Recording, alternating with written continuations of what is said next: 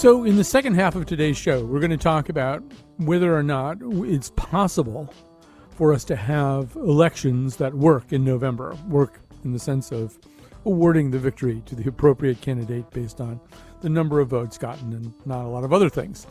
But we're going to begin by talking about COVID-19. And these two issues are conjoined because obviously COVID-19 and our failure to master COVID-19 will affect the ability of people to vote, how safe they feel voting, the necessity of switching over to mail-in ballots, which some people have higher or lower trust factors about. So these are, you can't take these two things and pull them apart. In fact, in terms of electoral obstructions, there's a way in which they mirror COVID in other senses, in the sense that now election officials around the country are fighting for resources and equipment against each other. Does that sound familiar?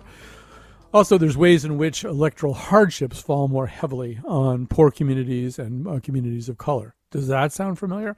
Anyway, we're going to begin with COVID-19. I was going to begin by saying there's basically no good news about COVID-19. I don't think that's quite true. For example, New York City has had a day of no deaths. Here in Connecticut, we've had, I think, at least 2 days where there were no deaths. Scotland has 5 days in a row, no COVID-19 deaths. Ireland has had 2 days in a row with no COVID deaths. I mean, it is possible to subdue this beast. It's just not being done in a lot of places where it needs to be done. So to talk about that, I'm going to bring a different piece of equipment up here. Joining us now is Saskia Popescu, an infectious disease epidemiologist at the University of Arizona, one of the several very hot states right now, not only temperature-wise, but COVID-wise. So she is joining us to discuss that very thing. Saskia Popescu, welcome to our show. Hi, thanks so much for having me. So I wish we were talking on a happier day in Arizona, but like Texas and Florida and a bunch of other states as well, Arizona is, I think it's fair to say that Arizona's in trouble right now, but maybe I should be talking to you about that instead of making my own characterizations. We're definitely in trouble right now. We've had, as you've seen throughout the news, just very widespread transmission, rapid spikes in cases, and unfortunately, it's very concerning because we're seeing hospitalizations that are stressing healthcare systems and public health. Right now, hospitals are at about 90% capacity, and the cases have been around 4,000 per day. So I'm hoping that's going to be changing with the new mask ordinances, because now is about the time that we're going to hopefully see a 10 to 15% drop as a result of that. But unfortunately, a couple days doesn't make a trend. So I'm hopeful that with so much messaging and emphasis and mask ordinances and closing of bars and things like that, that we will have a shift in what's going on, because Arizona is very much struggling, especially when you think about the heat and the strain that already exists on the healthcare and public health systems. Right. And you'll probably get a bad number today because Tuesdays tend to, because of reporting quirks, Tuesday afternoons tend to be bad afternoons. So you mentioned mask ordinances. Explain what's being done there. So previously, Governor Ducey had banned, or barred, I should say, local leaders from implementing mask ordinances. So for a while, there wasn't actually a statewide requirement for masking. And then in June, I believe June 23rd, local leaders, meaning mayors and county leaders, were able to put in mask ordinances that required mask usage in public. And a majority have. I think there's only one or two that haven't. But for most of the areas, there are requirements now for community masking.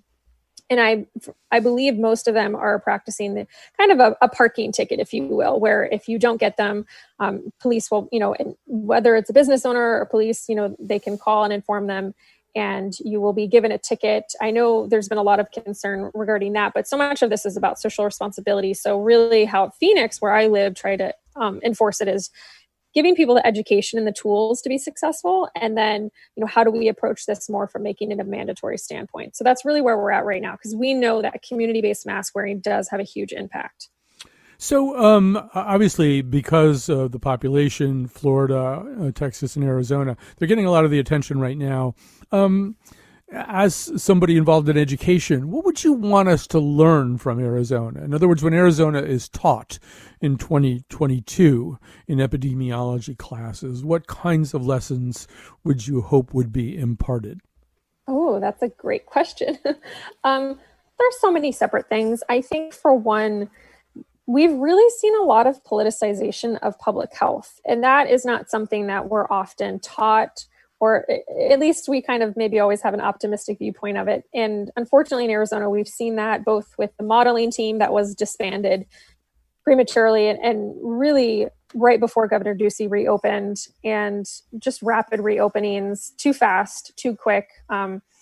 So I'm hopeful that these lessons will be good indicators of the desperate need for, a strong relationship between politics and public health, and the implications when those are fractured, especially in terms of very contradictory information. We see this both at a national level and at a local level, with public health saying, this is a huge issue, this is what we might have to do. But then, political leaders saying, well, we're really past it, or, we're doing so well, things aren't that bad. And for the public, I think that can be really confusing. So as epidemiologists and, public health experts, how do we combat that? How do we ensure that there is transparency and trust in the public health information and guidance, but also data?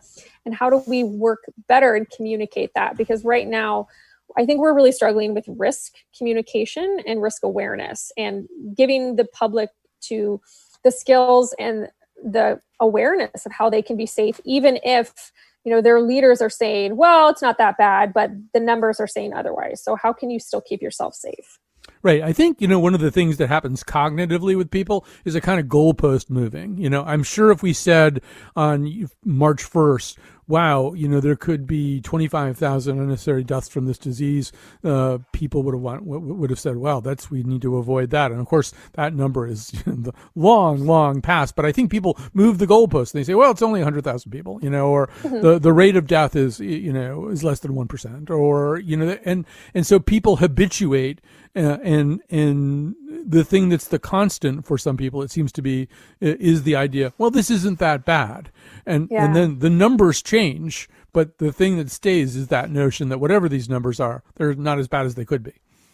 Yeah, I've seen a lot of focusing on mortality data lately and saying, well, see, the deaths aren't climbing, or they're not that bad. And I really get so nervous when we talk about it like that. First of all, because I think it really does a disservice to the people who have lost their lives and who are sick and, have long-term implications of this illness, and just all of the strain and the burden that this has placed on people. But when we focus on mortality, it basically is saying there's an acceptable amount of loss of people. And that really should not be the case.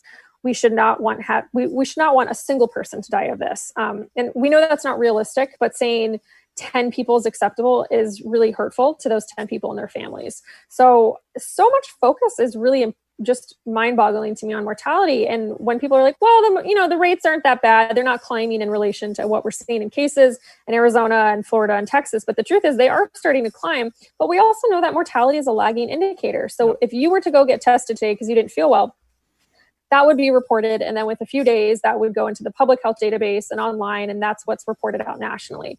But if you're hospitalized, that could be days or weeks. And if unfortunately that doesn't go well and you do pass, that data is going to be several weeks out. So focusing on what's the mortality rates right now and saying that they're not that bad is not only unethical, in my opinion, but it's ignoring the fact that there is a time lag.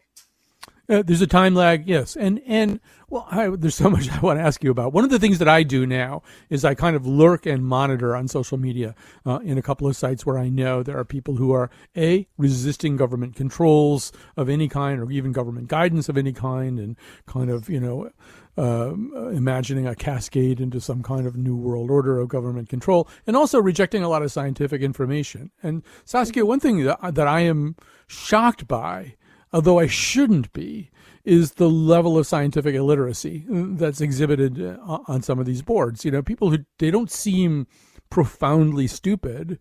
But for example, the other day I actually saw somebody say, respective of the idea of a possible vaccine at some point, why would I let them inject the very virus into me that they say that I need to avoid? And I'm thinking, well, I mean, there's so much that you can say about that, ranging from the fact that it would be inactivated or attenuated to an awful lot of these vaccines out there right now that are in trials are, mRNA vaccines that don't contain any intact virus, or vector vaccines, same deal. But just the it's such an uphill battle to just get people to believe in science. And maybe part of the problem is they've been given another option, not believing in science. And that option is sometimes coming from fairly respected leaders. Yeah, I think this is a good indicator that we do need to invest more in science education in general for this entire country. And from a public health perspective, I try to see this as an opportunity for us to improve how we do outreach to communities and explain things to them, because clearly there's a gap, right? We need to do better. But again, as you mentioned, when you have national leadership intentionally contradicting what public health officials are saying, like Dr. Fauci, or discrediting that information or the leader itself or themselves, I think that really normalizes the behavior, and that normalizes science denialism. And that's concerning to me, because we want people to trust the information and the guidance that's being shared with them. So the mask issue right now is a good example of that. And, the last thing I want is somebody to have it in their head and normalize that masks are bad for them or masks are a political decision, when it's really about your safety and the safety around you. So, I definitely agree. I think there's so many angles for how we educate in science, and that we have clearly a lot of work to do, but it definitely worries me when we have national leaders, pushing science denialism and so much of the anti-public health verbiage. Yeah. Well, I feel as though one of the things that I see now, and maybe we can sort of talk about it in terms of the rapid reopening in places like Arizona, is, there is obviously some kind of economic imperative behind pushes to reopen businesses. And there is some kind of social and pedagogical imperative behind the idea of reopening schools. But there's an awful lot of stuff that's happening just because people either don't feel like doing what they need to do. I mean, there's a lot of people not wearing masks because they just don't like wearing masks. They don't consider it comfortable. It's an inconvenience to them. And there are things opening. I mean, Hong Kong closed its Disneyland because they had a rash of new cases. In our country, Disney World opened over the weekend. They do sell a 4-pack of masks with Disney characters for $19.99, which they recommend and encourage the face coverings. And there's just this kind of sense coming from the government sector, but also the private sector, that all of this stuff is pretty much optional. If you feel like doing it, you can do it. And I wonder if, the imperative nature of it just hasn't ever been conveyed. I definitely think that has been a very real issue. Part of this is communicating social responsibility. And sometimes I feel that if you can educate and communicate with someone why this benefits them, that will help convince them instead of just shaming them into that. We know that doesn't work. For harm reduction purposes, we know you can't shame someone into doing the right thing, wearing a mask. So really trying to identify why people aren't wearing them is huge.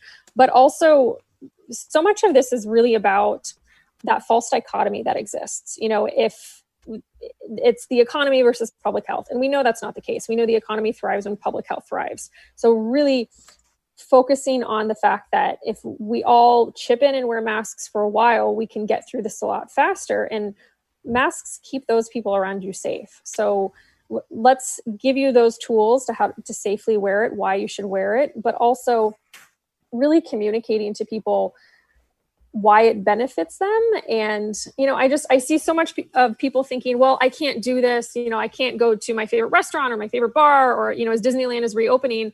You can, but here's how you should be safe about it, though. And I think that's the big thing. Everybody is just so frustrated and pushing back and wanting to get out and live life normally, but it's not going to be normal. This is a new normal. And the hardest thing is embracing that, but also learning how to be safe in that environment and how to not propagate more COVID-19 transmission.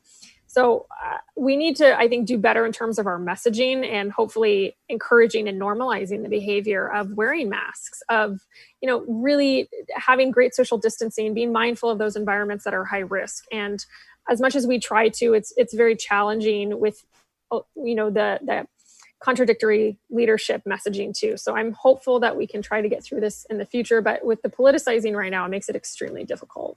Saskia, you might have heard me say that the second part of the show is going to be about the elections, and that there are some interesting parallels between electoral problems and COVID problems. Another one is maybe it's not.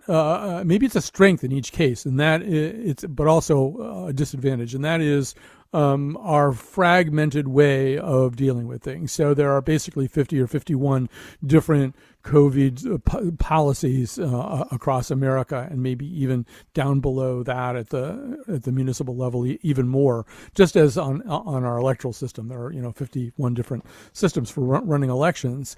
The strength here is there isn't a single point of failure that takes everybody down. That's why I'm sitting in Connecticut right now, and we have days where there are no deaths and declining caseloads and stuff like that. And unfortunately, you're sitting in Arizona where the opposite is true. But it seems like one of the places where everybody still doesn't have a solution is in this idea of reopening schools. Let's hear the Secretary of Education, Betsy DeVos, talking about her reaction to pushback from governors and mayors within that patchwork system, not all of whom are enthusiastic about doing this. Kat? Well, Chris, there's nothing in the data that suggests that kids being in school is in any way dangerous. We know that children contract and have the virus at far lower incidence than any other part of the population. And we know that other countries around the world have reopened their schools and have done so successfully and safely, and kids there are going back to school every day. And so that has got to be the posture here. Parents are expecting that this fall their kids are going to have a full-time experience with their learning, and we need to follow through on that promise. Right. So we could spend the next half hour pulling that apart and talking about some of the fallacies that exist inside it. I mean, including the fact the other countries don't have vertical infection curves the way the United States does. But just talk a little bit about how you as an epidemiologist see this idea of school reopening. I think this is probably one of the hardest problems to tackle, really, because we know the importance of schools, and ultimately that, we want children to go back to school, and we know that their parents need them to go back to school. So this has been a huge strain. But the concern is also, how do we keep not only children safe, but their families and teachers? Because we know that most children under 12, when they do get sick, it tends to be quite mild. Of course, there are always outliers, but in general, they tend to have very mild symptoms. But if you are an elderly person at home or a teacher, you are at an increased risk then, based off of course, your medical history, but you're more likely to have more severe illness than the children under 12. So we're then putting them at risk. And operationalizing this, what really truly needs to get done is going to be just a Herculean effort. And we've chronically underfunded schools in the United States and teachers. So I'm so concerned that as we talk about reopening schools, because we know it is an imperative need, how do we actually turn that into function? How do we make this happen realistically without totally stressing teachers and administrators and parents and children even to a level that is just not worth it and risky and dangerous? So that's what we're really struggling with right now is, I can give you the engineering controls you need and some of the process changes you need in a school, but how you operationalize that is so difficult. But moreover, do we put this extra strain and burden on teachers when they're already so overwhelmed and they're going to be scared about their health? I mean, these are all really challenging conversations and topics that I don't think we're going to be able to answer in just a couple of conversations or say just, blindly, yes, go back to school. It has to get done. It's not that simple. And we need to make sure, just like state reopenings, that we do it right and we don't force it. Another dilemma here is in testing, and these things are related. In fact, so I've been a journalist here in Connecticut for over 40 years, and so nobody listens to me still. So one of the ideas that I had was, before we reopen the schools in Connecticut, let's try to test every, let's say, fifth grader, every single fifth grader. You won't get to all of them, but, let's say you got 70% of them. You'd probably begin to get a sense of how the disease is seeded within a heterogeneous population, right? If you tried to test every fifth grader or every whatever, pick a grade, you get maybe kind of a sense of what you're dealing with, but we don't seem to be able to test on those kinds of levels. And I don't know what your latest positive rate is. I saw a 27.7 positive rate for Arizona at one point. That obviously means you're not testing enough. It's sort of the contradiction. The high positive percentage means there's actually a lot of uncounted cases that aren't being detected because the net isn't cast wide enough. But maybe you can say from where you sit right now how testing looks. Well, so about the positivity rate, it can indicate that there's not enough testing going on. But in some, if you also look at the increasing number of tests being done and you're still having increases in cases, that does mean it's a true positivity rate. So, it depends on how much is being done and what you're really seeing. But a big piece, I think we rely so heavily on testing as kind of this gating criteria in terms of going back to work, going back to school. And it's an important piece, but it's not the only piece because, again, this is a moment in time. This is a single moment that you're testing a patient or a person. The next day they could be positive. I've seen that in patients in healthcare. And unfortunately, if you're going to test people, first of all, we really have to talk about what that means, what our response mechanisms are. So if you test every fifth grader, you're going to find, of course, some cases. And what does that mean for the rest of them? Are they exposed? Are you going to send them all home for 14 days? How frequently are you going to test them? And, what do you do about the classrooms and the teachers? So, I think we rely so heavily on testing right now. We need to do better for people who need to get tested. But when we're using it as a return to life kind of criteria, I worry about that there's not a lot of metrics or guidelines for that outside of just doing it once. But again, then people get that false sense of security. Well, I was negative, so I'm fine. I've been tested several times in healthcare, and each time I know, great, that's for that one day I feel good. Right. But unfortunately, we know that it honestly is just a single moment in time.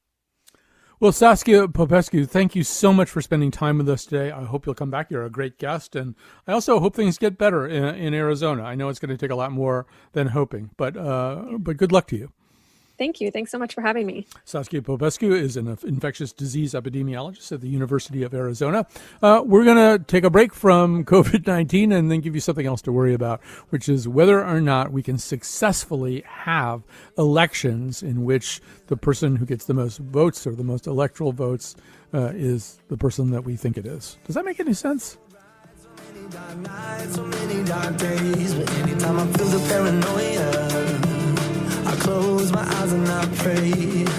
Oh, I know that there'll be better days. Oh, that sunshine about to come my way. May we never ever shed another tear for today. I should tell you that, a lot of times when we're doing a show like this one, our show is basically divided into 3 segments. And there's we consciously will have the third segment be about really smart parrots or something, just so you don't get too depressed, but we're not doing that today. We don't care how depressed you get, apparently. But we've been talking about COVID-19. We're going to spend the next 2 segments talking about the challenges to the integrity of our electoral process, which are substantial right now. And we're certainly talking to the right person. That's Richard Hasson, otherwise known as Rick, a professor of law and political science at University of California, Irvine, the founding co-editor of Election Law Journal. He runs the election blog. His newest book is Election Meltdown, Dirty Tricks, Distrust, and the Threat to American Democracy. He did a podcast by more or less the same name with our very good friend Dahlia Lithwick earlier this year. Maybe it sort of ended right before it was clear how much trouble we were in on the pandemic front. But Rick Hasson, welcome to our show. It's great to be with you. So there's a way in which the conversation I just had with an epidemiologist does kind of tag along side by side with some of the challenges to electoral integrity. Do they fall more heavily on persons of color and communities of color and poor communities? Yes. Do they result, particularly now, in states competing with one another for necessary and vital equipment? Yes. Is there confusion about what the best technology to use is?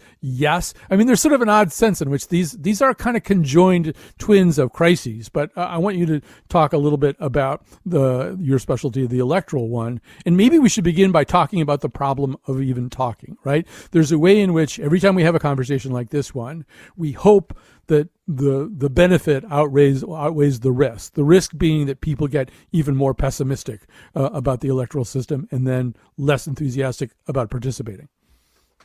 I think it's right that it can be demobilizing to talk about all the problems with our election system and people saying, why bother? We're hearing the president make these unsubstantiated claims that voting by mail is insecure and is rife with fraud. And now we're seeing many of his followers not voting by mail, and some of them are not going to be able to vote at all because we're having problems assembling polling places with workers and with equipment that can be safe for voting. So, yeah, we're in a tough spot right now, and we were in a tough spot before the virus hit. We're in a tougher spot right now, and the reason to talk about it now is it's not quite too late.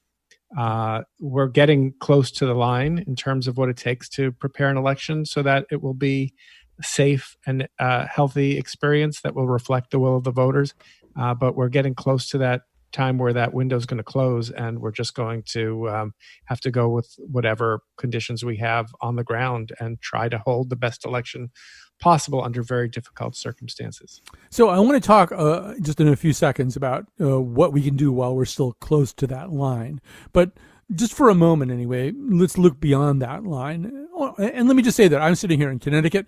It's a very small state. We have 169 towns. Each one has at least two registrars of voters who are elected people who run elections. That can create a certain amount of confusion and some variance from town to town, these little tiny towns. And what we don't have, I gather, is kind of a constitutional pole star to sail by, like what it means to have the right to vote. Is that spelled out adequately in the U.S. Constitution? Well, no, it's not. So, there are two different concerns, and we should untangle them. The first one, the one that I was talking about in my earlier response, is about whether we can successfully navigate conducting a safe election during a pandemic. But your question is asking a slightly different one now, which is about, does the Constitution adequately protect voting rights? And I think the pandemic has illustrated that it does not. I mean, if you go and look in the Constitution and try and find where the right to vote is, you're not going to find it. What instead you will find are a series of amendments that say, if you're going to hold a vote, you can't discriminate on the basis of, and then we have race and age and gender and being at least 18.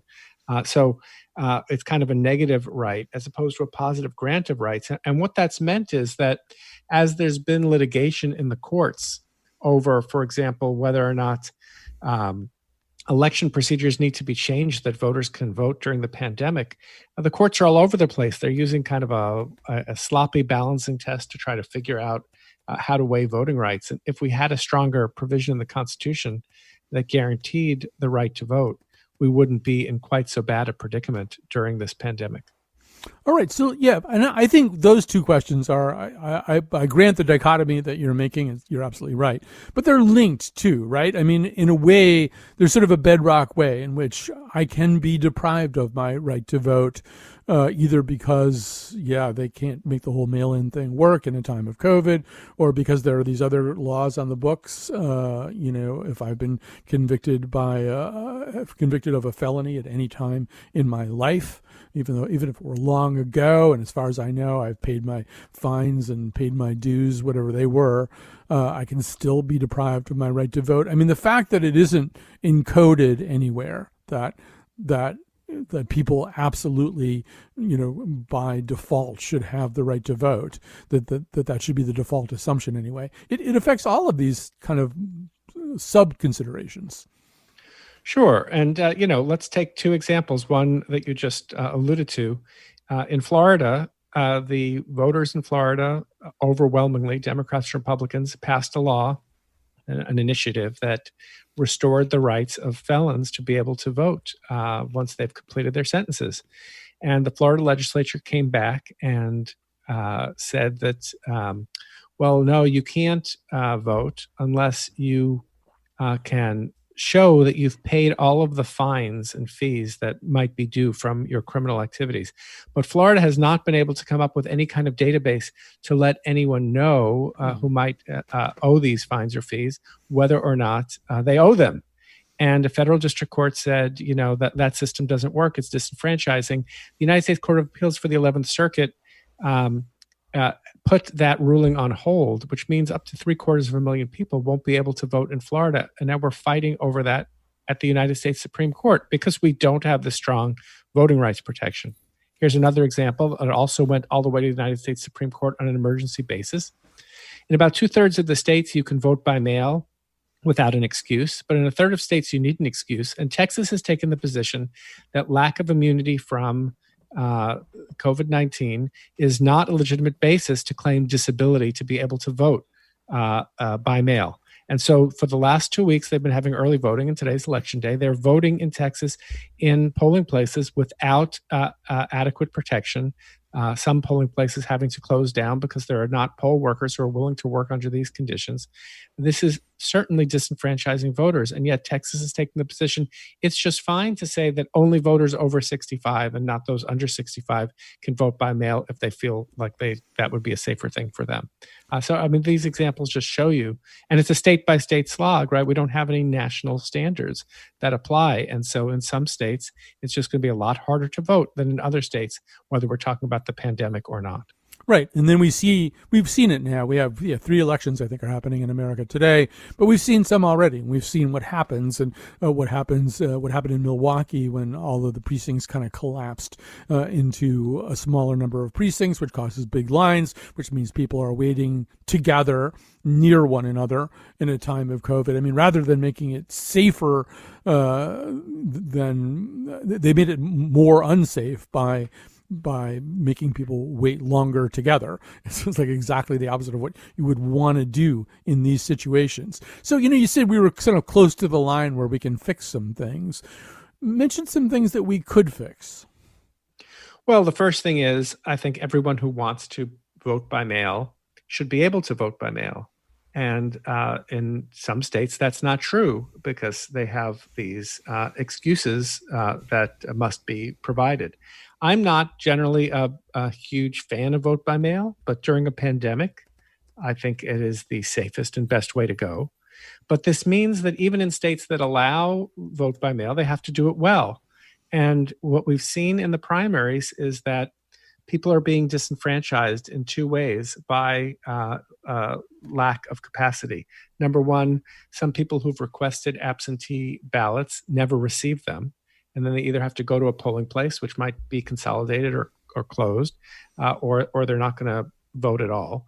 The other thing that we're seeing is that voters' ballots, when they're cast by absentee, are being rejected at a much higher rate than votes cast in a polling place, simply because you have to follow a lot of technical procedures, sign your ballot or include, the last 4 of your driver's license or get a witness or whatever. And voters are not doing that. In California, where I am, 100,000 votes were disqualified because voters didn't follow the correct instructions. I mean, so even if you agree that vote by mail is the way to go, you've got to have procedures in place to make sure it happens well. And so on absentee ballots, I've been saying we need to flatten the absentee ballot request curve. We need to have people request absentee ballots as early as possible so that the post office and election officials have that capacity. We need more money. Congress hasn't provided enough money. Only about 1/10 of the amount that's needed has been required. And we're going to have a lot of people voting in person, in part because some people are not going to trust vote by mail or they're not going to get their ballots. We need to have appointments or some sort of system. We need early voting. We need to spread people out physically so that polling places are safe places for people to be able to vote. It's not going to be like the snap of the fingers and all of this is going to take place. Who's going to work the polls? We need to start recruiting young people to work the polls because older people are more susceptible to the virus and are going to be less willing to work at the polls. So all that said, you don't get poll workers in a day, right? All of that stuff, printing more absentee ballots. Take the example of Georgia, 2016 in their primary, 36,000 people voted by mail. In their primary in the last month, Over 1 million people voted by mail. We need to ramp up our capacity just in the same way that we need to ramp up our capacity in the healthcare side when it comes to the pandemic. Right. I think, it would be great if poll workers could be treated kind of as frontline workers are in other contexts now. I mean, maybe even they have face shields and stuff like that. But all of that is a huge ramp up of resources. But I also want to just talk about the fact that all of that will take place against a backdrop of messaging coming from the very top in the White House to here in Connecticut. The state Republican Party is opening a tip line called the Connecticut Republican Voter Fraud Task Force, whose goal is basically to fly spec applications for absentee ballots and try to prove that there's hanky-panky going on, or absentee ballots or mail-in ballots. We can use them kind of interchangeably here. And sitting underneath that, Rick, is I'm 65 years old. And for most of my life, one of the things I didn't worry about was the validity of election results. This is such a recent thing, the way that it's been introduced. I'm certainly aware of the history of it, but really something that you could have a pretty high level of confidence about was election results in America. Now, between Russian hacking and, having to switch to different kinds of voting systems because of COVID and just because of the messages being sent, I sense there's just a much higher percentage of people who aren't sure that they believe in the system anymore. Well, I think that's right. And the whole point of my book, Election Meltdown, which was, as you mentioned, came out just before the pandemic. It came out on the day of the Iowa caucus debacle. The whole point of that book is that American confidence in the fairness and legitimacy of our elections is going down, and I try to explain why that is. And my first chapter is about this almost exclusively Republican claim, which is pretty much unsupported in social science evidence, that we have a major problem with voting fraud in the United States. What we have are isolated cases of voting fraud, sometimes committed by voters, sometimes committed against voters, but very low rates, and it's very difficult to pull off given the safeguards that we have in place. And these claims of voter fraud not only are used to justify laws that make it harder for people to register and vote and that don't actually prevent any appreciable amount of fraud, they also convince those on the right that voter fraud is a rampant problem, and they convince those on the left who see these restrictive laws and recognize that they're not needed to prevent fraud as a means of voter suppression.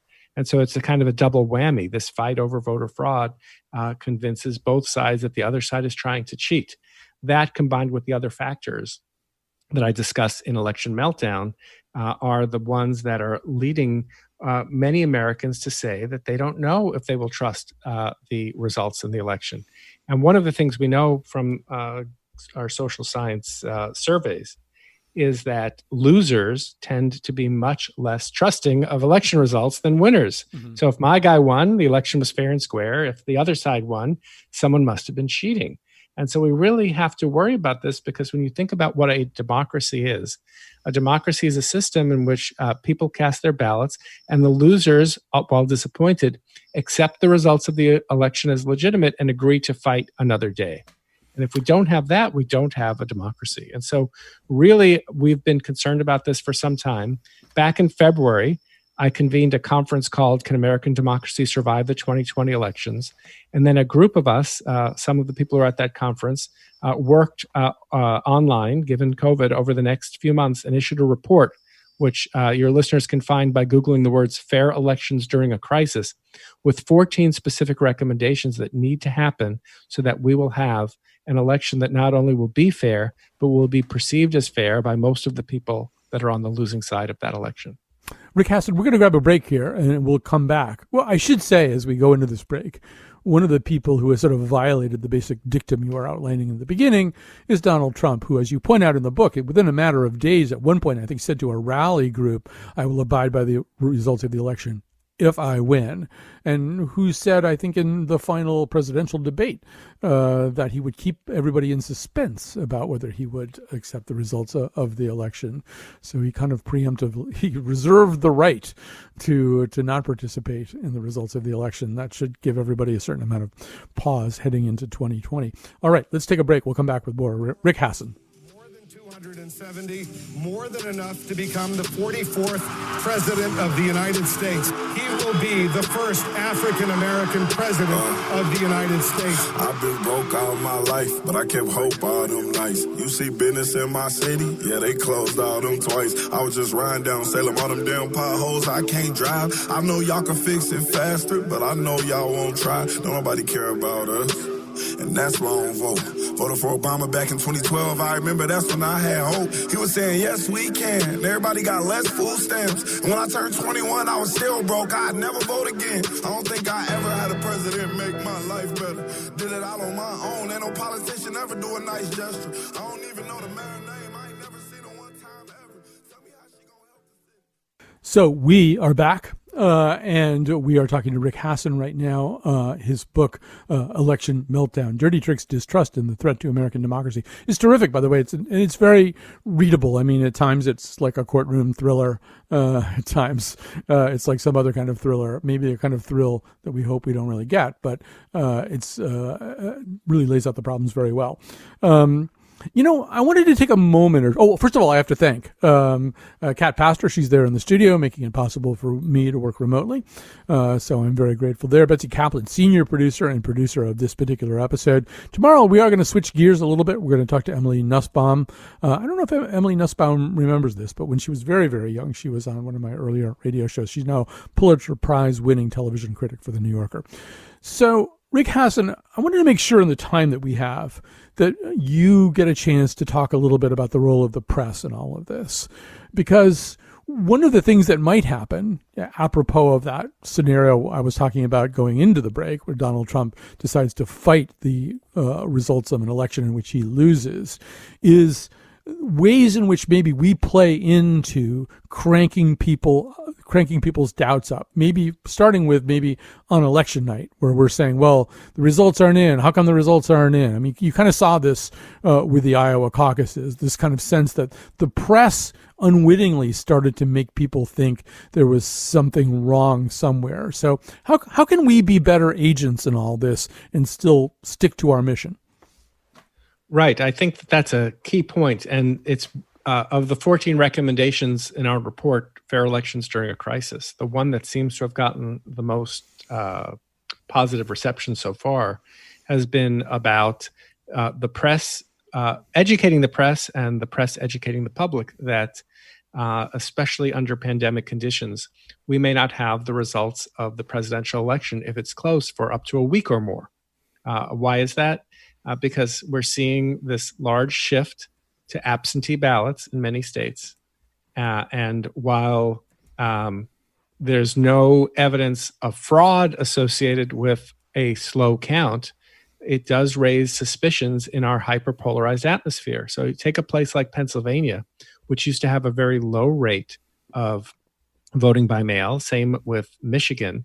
Both states, unconnected to COVID-19, announced that starting this year, they were going to have no excuse absentee balloting. And so we see lots of people who would have voted in person choosing to vote by mail, some because of the virus and some otherwise. And those ballots take time to process. They take time to process because you have to check signatures, you have to check other identifying information, you have to make sure everything's right. These are anti-fraud provisions that we want to have in place. But it means the kind of instantaneous results that Americans have come to expect will not be there. And one of the things that you see a lot on the news that's problematic is when all the in-person voting is done being counted, they'll say 100% of precincts have reported, when that may be only half or a little more than half the vote. And so we need the media to stop talking about these things so loosely and explain what is going on. And we need election officials to be transparent. They need to say, all right, this is how many ballots we've counted. This is our plan for counting what's left. Here's how many are left. And here's when we expect to have results. New York, for example, had a primary 3 weeks ago. They still haven't announced results. They're one of the worst offenders. I've often said that if New York were a Republican state in the South, there would be protests in the streets over voter suppression because it is just really poorly run, and it's kind of given the benefit of the doubt. So we've got some weak links in how our elections are administered. That needs to be strengthened. We need to have patience, and we need to make sure that all the procedures that are in place are adequately described to the press and the public and conveyed to the public so that we don't have a situation like we had on CNN where they had a count up clock after the Iowa caucus results were, after the Iowa caucus voting was done, but before the results were announced. That's a really bad message to send. Fast is not accurate in this circumstance. I mean, another part of that is, and it's something that you deal with extensively in your book, sometimes incompetence looks like conspiracy. We've had this here in Connecticut in 2014, celebratedly, both the governor and the secretary of state who were up for re-election showed up at a single polling place and the voter rolls weren't there in the morning. Not because of any conspiracy to deprive powerful politicians of their right to vote. They just weren't there. We've had problems with not enough ballots. We've had in 2010 in Bridgeport, we had a judge extend voting hours because the ballots weren't there to be marked and put into machines. And that's a problem too, right? If you and it was a problem in Iowa too. Yes, the press ginned up a lot of anxiety about it, but competence also winds up feeding conspiracy theories. Absolutely. And I should say first about Iowa, it was the Iowa Democratic Party that was running that caucus, not Iowa election officials. Mm-hmm. They only really run an important caucus once every 4 years. They were running a caucus using new complicated voting rules and using a new app to report those results. And then they had a backup system where they put the phone number that was supposed to be called with election results on TV, which led to jamming of the phone lines, the kind of dirty tricks that can crop up in elections. I think in America, you're much more likely to be disenfranchised by incompetent election administration than you are by intentional voter fraud or voter suppression. The reality is most election officials do a pretty good job most of the time. But when an election is really close, we tend to focus on those weak links. And these are the places where everyone puts their attention in. And if you're distrusting what might in fact be incompetence, will appear to you to be a kind of trickery. And that further undermines voter confidence. So, Rick Hasen, we got about 2 minutes left. I'm going to just sort of throw it to you and let you talk about whatever you want to say here at the end. There's like 3 months and change left, I guess. What else do you think people could do or should do to avert catastrophe? Well, because our elections are so decentralized, people should be checking in with their local election offices. Make sure they have transparency plans. Make sure they have a plan B. How are they planning on voting during a pandemic? What if there's a power outage or some kind of trick? How are they going to get information out to the people so that people know when, where, and how to vote? What are social media companies going to do? We really need to pressure social media companies to make sure that they're removing suppressive messages about when, where, and how to vote, and that they give access to adequate messages. The media has a job to do. And Congress and state governments must provide adequate resources, and we need to tell them that they must do that so that we can have an election that will actually reflect the will of the people and that people will accept as legitimate. And it's a tall order. Again, fair elections during a crisis. The report lays out 14 recommendations. I suggest people go there, and for greater background to my book, Election Meltdown.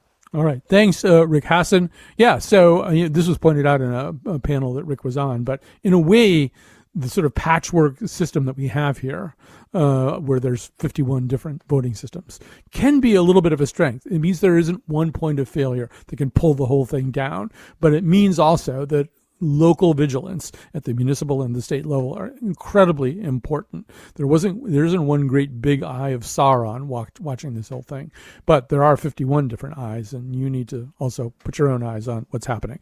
That sounds like a very mixed metaphor. We're going to leave now, but thanks for listening, and thanks to Rick Hasen, thanks to Saskia Popescu also, and we will be back tomorrow. Don't you know, talking about a revolution sounds tables are starting to turn. Talking about a revolution.